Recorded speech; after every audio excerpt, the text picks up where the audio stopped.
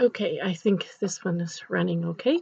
So I'm going to talk more today about talking to children about the death of someone they love. And I want to give you some examples of that to kind of see um, how it is for children.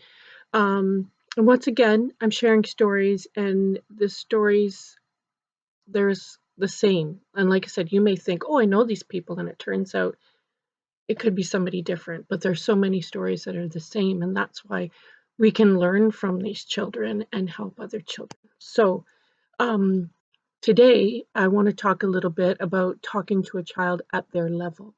And we had talked about that a bit in the last one of some children need more information than others. So they may need a little information or they may need a lot.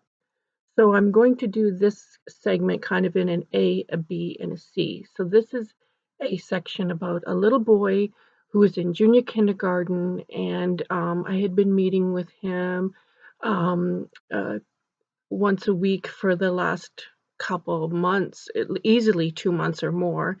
And mom had breast cancer, and they had learned that it had spread and that she was going to die. And she's going like, how do I tell my children? And so we talked about how this little guy in junior kindergarten needed information.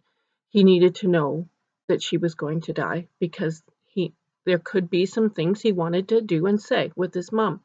And we learned that in other videos. And so she said, I can't, this is really hard. So for an example for this little boy, we had been doing things that could bring mommy comfort. When someone is dying, there's nothing we can do except try to give them some comfort. We can't make it better, we can't fix it, but we can do things to bring them comfort.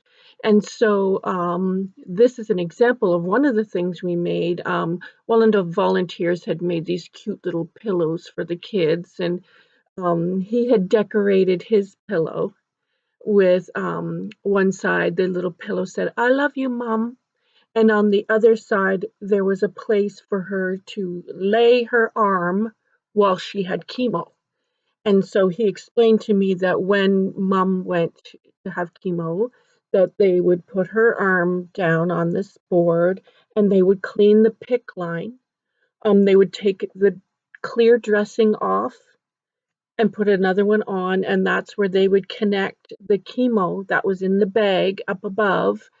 And but before they could give her the chemo, they had to flush it with normal saline.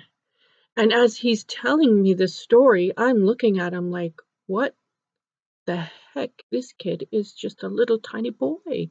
And he's giving me all this information about a PICC line and chemo. And I'm looking at, and he looks at me, he goes, normal saline, salt, and water? Like, come on, Connie. And I was like, oh my gosh, like, so this is a child that needs information.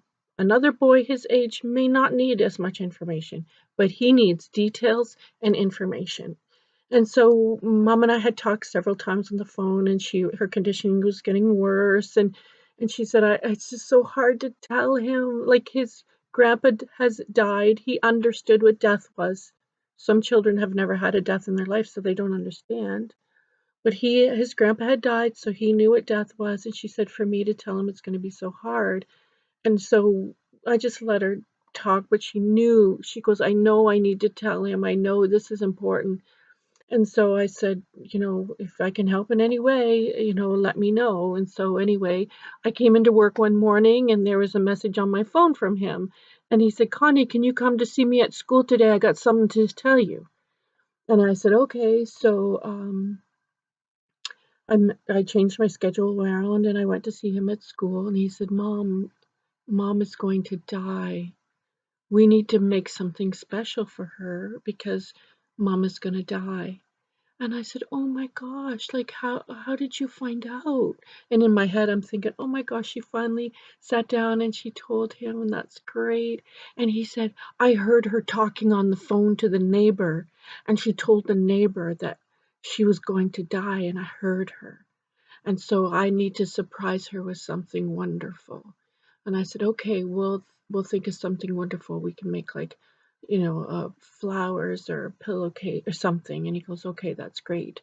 So, um, I went home and I called and I told her, I said, "This is, try to deal with this however your heart tells you, but he knows."